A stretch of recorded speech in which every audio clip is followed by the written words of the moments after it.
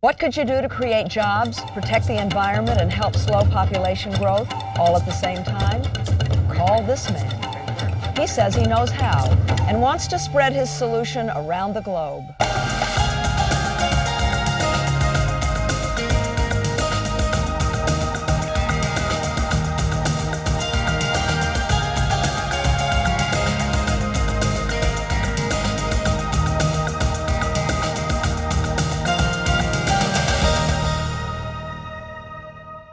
Hi, I'm Jane Fonda.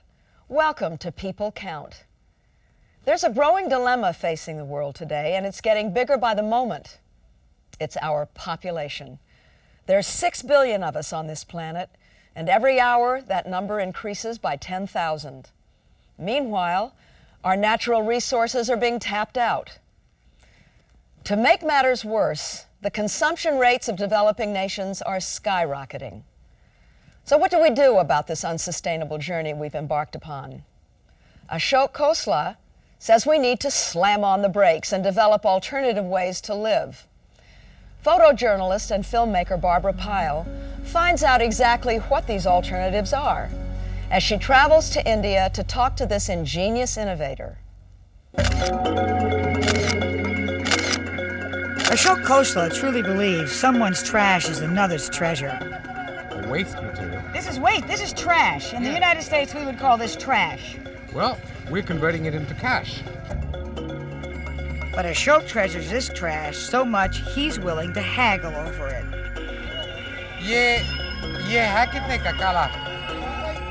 And hand over cold, hard cash. You see, to Ashok, these are much more than old rags. They're a way to enrich people's lives. We have designed a whole new system using agricultural wastes, industrial wastes, urban wastes, domestic wastes, easily available raw materials to create jobs.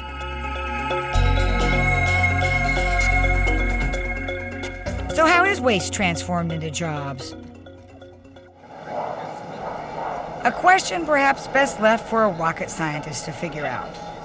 It just so happens Ashok is a rocket scientist, sort of. He is a Harvard-educated nuclear physicist.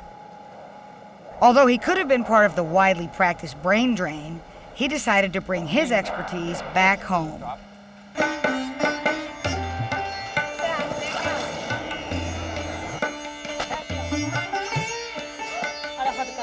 Ashok heads up Development Alternatives, an organization which provides jobs for thousands of people in India.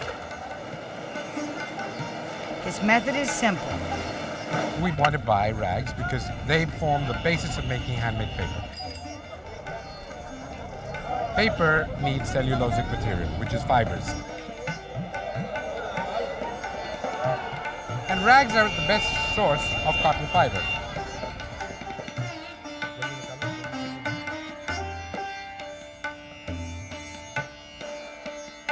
Development Alternatives has factories that take in those rags and turn out stationery, decorative bags, and books. Like most businessmen, the bottom line is Ashok's main concern. But he also sees the factory jobs as a way to reweave the social fabric of India, creating communities that are capable of sustaining themselves well into the future. What we're all about is how to get sustainable development. So what is the first step towards that? What are the kinds of things you've got to do in order for people to take charge of their own lives? Create more work, more meaningful work, more remunerative work, more well-paid work, more work that does not destroy the resource base for people around the world. Things are not the same today as they were 1,000 years ago. The massive destruction of our resources, the population growth. Jobs are a crucial way for families to make decisions about having a small number of children. Improve people's lives today without jeopardizing the future. A tall order, but Ashok insists it's doable and took me to one of the many places he's doing it.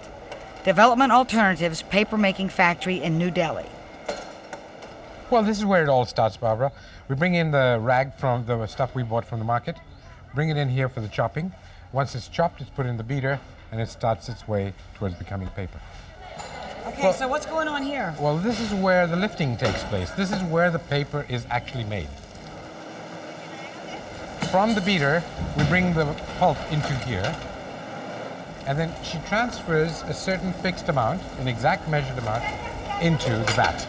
They can use this in a very special way with a good configuration in such a way that it sucks out All the water? the pulp in a uniform way and gives you a very uniform piece of paper. So let's see And it. that's what she's done.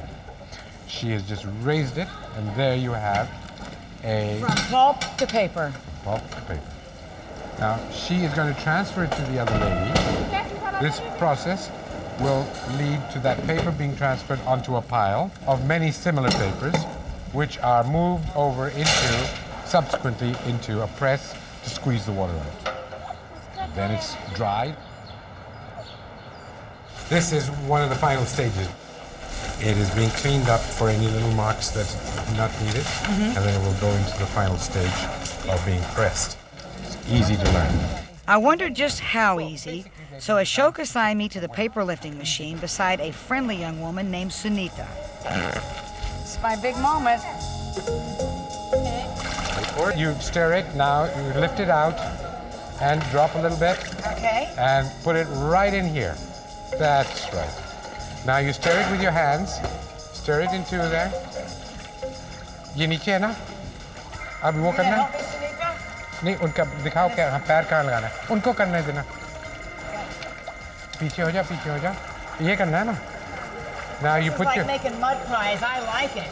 now you put your foot on here, Oh, where? here, and lift it. That's right. Very good. You've got yourself a piece of paper. I can see this technology is easily transferable if I can learn it my first time out. Now, ab nikalo. Now she's going to take it out. Now you have to hand it over to her. That's it. ये आप ले लीजिए उधर. You hold this. You hold this while she puts the new one on. That's it. And she's ready for couching another it. one. She's couching it over there.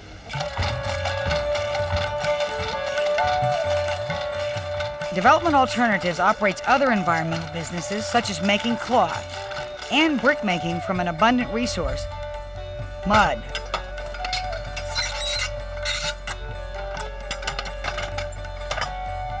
This is an amazing machine which compresses mud into a brick. It is a high-tech machine designed by us to create very high compression manually, no hydraulics, and create a brick which needs no firing, which requires no additives, and is ready for use. Development Alternatives headquarters was literally built from the ground up with these bricks. Ashok uses it to demonstrate the quality and durability of the products that define his business and employees. Development Alternatives employs hundreds of men, but Ashok says it's the women employees like Sunita who benefit most from their jobs. Women traditionally have worked. They work 20 hours a day in most third world countries, but they don't get paid. And until they can get money in their hands, they can't get control over their lives, the decisions they have to make every day. So it is crucial for the self-esteem and the empowerment of women for them to have paid jobs. And so when women are empowered, what happens? They can make decisions that affect their fertility. Decisions that will affect the future of their entire country. India is the second most populated nation in the world, a population that passed 1 billion in 1999. Nearly a quarter of that billion is adolescent, young people who have their entire childbearing years ahead of them. Worldwide, 1 in every 6 people is a teenager. This so-called youthquake has the potential to shake things up. The decisions these young people make on family size could either slow down population growth or make it soar even higher. Ashok is convinced providing young women with job opportunities will have a dramatic impact on their childbearing decisions. seems to me that it's fairly logical that if women are going to be sitting at home trying to find meaning in life without any outside interest, it's automatically going to lead to having children. That's one way of fulfillment that is common in many parts of the world. If they have jobs, they have the opportunities through their income and through the fact that they are able to make new relationships at work to find other ways of fulfillment. Getting a sense of fulfillment from their jobs is one reason women are having fewer children. Getting across the poverty line is another. When women have financial security, having large families isn't a matter of survival, as it often is with poor women. In old age, you need someone to look after you. When you don't have social security, it's children. In the fields, you need labor, and if you can't pay for it, it's children. In the city where you have to line up for scarce goods and services, you can't pay for them, it's children. It's pretty clear that poverty is a major factor in producing large families. That poverty was all around me as Ashok and I walked through the crowded streets of Old Delhi. Well, you see what I mean, Barbara? This is what population and poverty is about. You have an unending chain of linkages between the poor, more babies, more people, more poor. And that's how it goes on and on. And how many of these people live in poverty? I suppose about 1/3 of them, roughly 300 million, something like the population of the whole of the US. Wow. What we are now seeing is the impacts of large populations and population growth on a whole series of living conditions. Looks pretty rough here. Yeah, it's a crowded existence with very scarce resources, water, sanitation, and air to breathe, and food to eat. And as the populations grow, they exert more and more pressures on these things. The World Watch Institute estimates in the next 50 years, countries like India, Ethiopia, and Iran will have less than 1/4 of an acre of grain land per person. And water shortages are already a problem in many of these countries, including India. These cities were designed for about 1/10 the number of people. So obviously, water systems, sanitation, power, electricity, everything breaks down at some point. So what's going to happen? Well, we're just going to have to change our ways. And that's what development alternatives are about.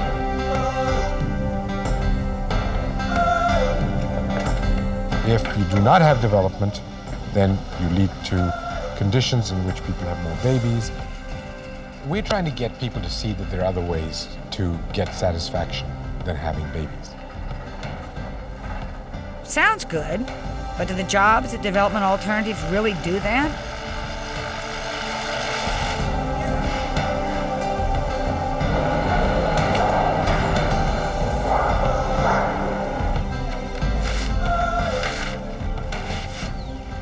What have you found out about the women in your factory and their decisions about family size? Well, it's become clear, watching them over the last 3 or 4 years, that now that they have these opportunities, they are certainly not going to go back to having large numbers of babies, which I think is a major breakthrough in their thinking. Access to family planning services is also needed to enable women to space or limit their pregnancies. I visited my friend from the paper factory, Sunita, to find out what childbearing decisions she's made since she started working at the factory.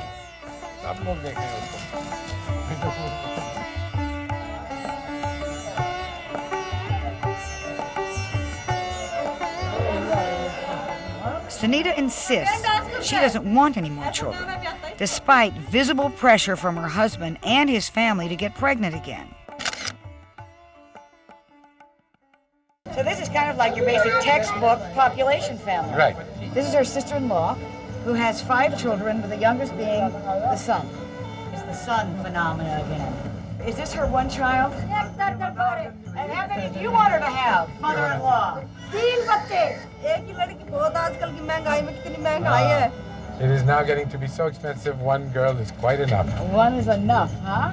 I was astonished to see Sunita stand up to her mother-in-law, especially so considering the status mother-in-laws have in Indian families. Family members are very deeply guided, if you like, in their decisions, day-to-day decisions, very personal decisions, by the mother-in-law.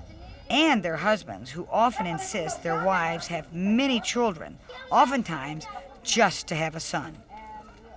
Like other countries in the developing world, in India there's a strong preference for sons.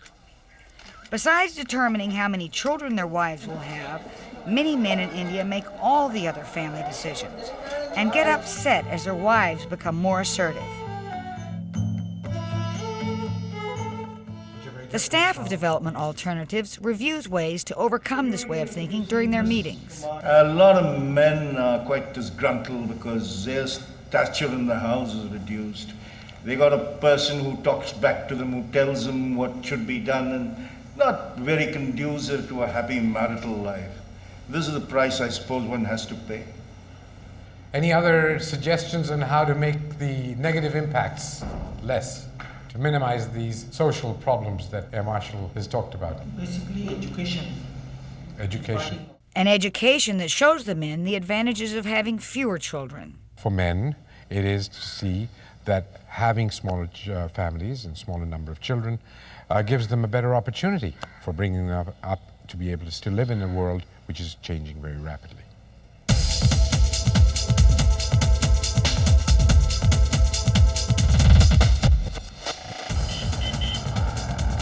Although developing countries like India have faster growing populations than developed countries, Ashok says it is developed countries that are having a greater impact on the environment.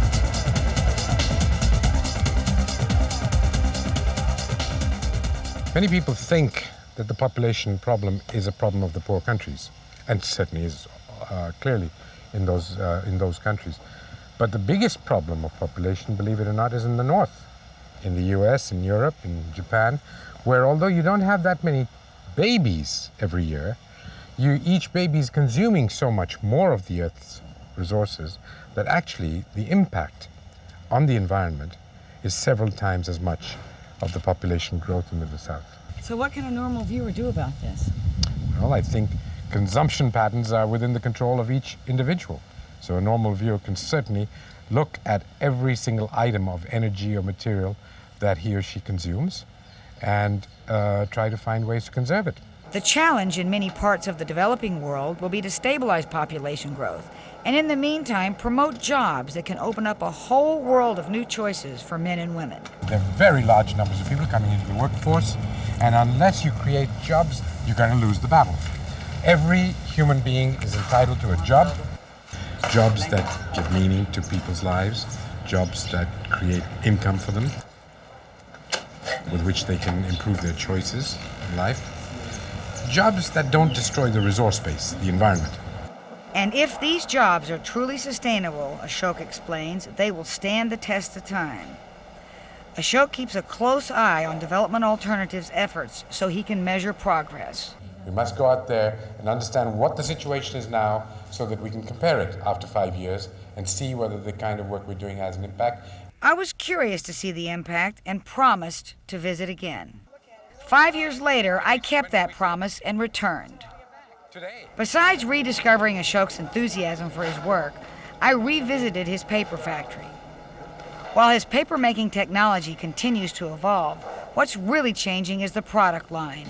This, Barbara, is one of the more interesting things we've been working on. What was just a prototype 5 years ago is now filtering into the global marketplace. This oil filter is made almost entirely from paper, making it inexpensive and more environmentally friendly than traditional oil filters which have a tin casing.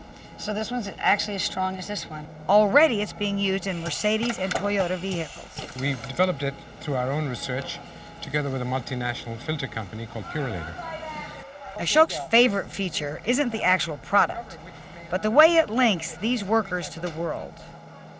The intriguing part of this is that these village women are actually making products that are going into the global economy all over the world. While these women are building a niche in the global market, these men are building bricks for local markets. But like all development alternative products, these bricks are far from ordinary. How are these bricks different? Well, these are called interlocking bricks. They are very unusual in that they've been designed in such a way you can just stack them up like a Lego set. They don't even need mortar. You can just stack them up and you get a wall. Walls aren't the only thing going up around here. Roofs are being raised as well. What's going on here? Well, this is the microconcrete roofing tile. We've designed a new workstation which actually doubles the productivity. We've sold more than 200 of these. It is now doubling every couple of months. A large number of inquiries are coming in every day because this is a truly remarkable roof. It's a roof that is made in an industry locally with local materials, but the cost of the roof is less than the cost of thatch. Plus, it's stronger, despite the fact that these tiles don't need to be fired. They are simply sun-dried. Ashok's lab analyzes soil samples from all over the country to see what areas have soil suitable for this technology. Even if a soil is usable, it still requires getting just the right mixture of soil, sand, and cement to make a durable product. We have to tailor it for each place with a mixture for that place. When we get someone inquiring for our technologies, we can tell them what they can do, what they can't do. But Ashok believes there's nothing he can't do.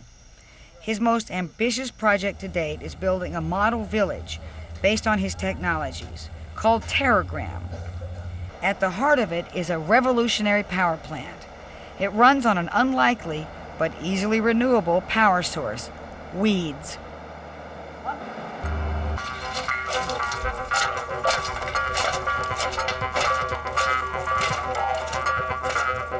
We cut it, we dry it, we feed it into our power station, and it provides electricity for thousands of homes in the village. The weed grows back with a vengeance. The more it's cut, the more it grows. While this technology provides inexpensive power for the village, the next critical step was water. This creek used to be dry 10 months out of the year. But since Development Alternatives built a check dam, a small dam that has almost no environmental impact, there is now water year-round. The key to sustainable development is water. It makes a difference in the lives of women who now don't have to spend 4 or 5 hours fetching it. It makes a difference in the lives of agriculturalists and farmers who can now have 2, 3, 4 crops when they never had any before. It makes a difference in the lives of children who can go swimming and fishing. Altogether, water is life. And we feel that this kind of an impact is probably as great an impact as anybody can have on people's lives. While I was impressed with how Ashok's business model has expanded, I wanted to see how it actually changed people's lives. So I was curious to see how my paper-making friend Sunita was doing after all these years. How are you? Nice to see you. How have you been? Sunita tells me she still enjoys her job, and the money she made has allowed her to buy a new home. She invited me over for tea. I was impressed to see that she has stood her ground throughout these years and still has only one child, a daughter she wants to see go far. What kind of future would you like for your daughter? I want my daughter to become doctor and big officer so that she should not be like me. At 6, Sunita's daughter is already hitting the books.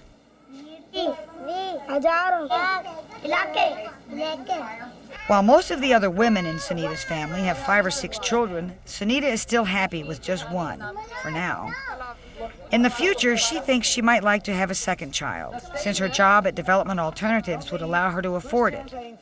But whether that child is a boy or a girl, Sunita insists she'll stop at 2.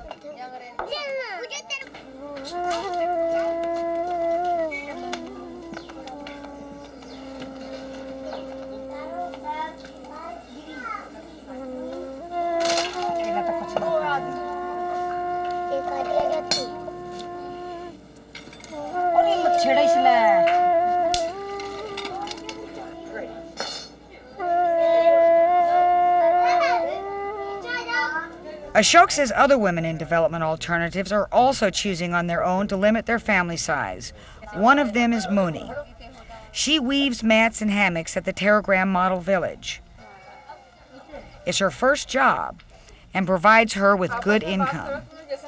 But perhaps, more importantly, it's providing her with confidence. Confidence to make her own decisions. I don't want any more children. I have 2 now and want to raise them in a better way. Muni is keeping her family small with the help of a local family planning clinic. Muni is fortunate to live near a family planning clinic. Studies show that half of all married women in the world of childbearing age do not have access to modern contraceptives. For Muni and Sunita, smaller families mean greater opportunities. Ashok says even more women can benefit if development alternatives continues to grow. So what are your plans for the future? I see development alternatives in 10 years' time as a kind of cross between IBM, creating new products which the market wants and would like to have, and McDonald's, setting up a decentralized network of delivery systems which reach people right where they are instead of their having to come to the big city to find what they need. So you want to take these models and sprinkle them all over the world, as it were? It's a business, and anybody's entitled to come and copy it and start their own. And I believe that development alternatives is a model that may well be something people will try to emulate. Choices and opportunities. That's what development alternatives is all about. And that's also an essential ingredient to stabilizing population growth, according to the United Nations Population Conference in Cairo. Those choices and opportunities don't always exist, though. Recent surveys show families in most developing countries would prefer to have fewer children than they actually have. A lack of family planning services is partly to blame. At least 120 million couples in those countries want to space or limit their childbearing, but don't have access to contraception. As we've seen in India, women who have access to family planning and are economically empowered choose to have smaller families. If you want more information on how to create sustainable jobs that don't destroy our natural resources, write Development Alternatives, 32 Tara Crescent, New Delhi, 110016, India. Increasing consumption rates also play a role in the population equation. Although developed countries have lower birth rates than developing countries, their consumer-oriented lifestyles have 30 to 50 times the impact on the environment per person. To learn more about the effects of increased consumption rates, write The Population Institute, 107 2nd Street, Northeast, Washington, D.C., 20002, USA. I'm Jane Fonda. Thanks for joining us on our worldwide journey, showing once again that the actions of all people count.